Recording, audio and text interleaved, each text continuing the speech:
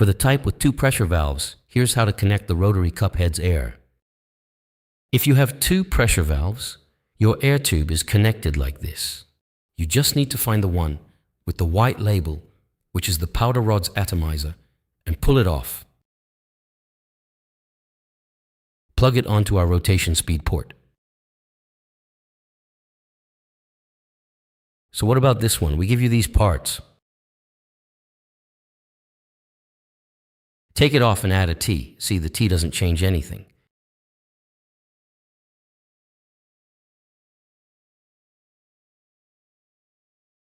Here's what it means. This tube was originally here, and you use the T to branch it, splitting one off for the atomizer. In other words, you use our valve to split the atomizer into 2.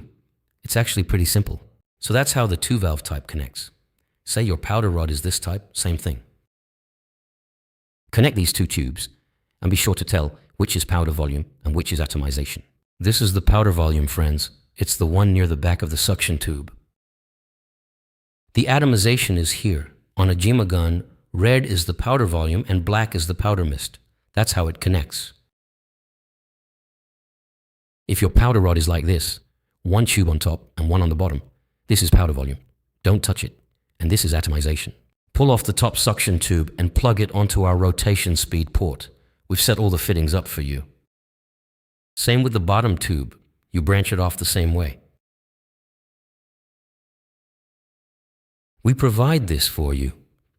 If you still can't follow it, watch again.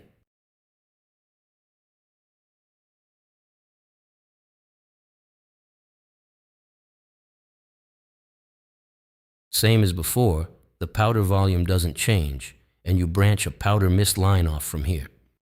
This is the atomization. Remember, this one adjusts the mist. If your powder rod is like this, connect it this way.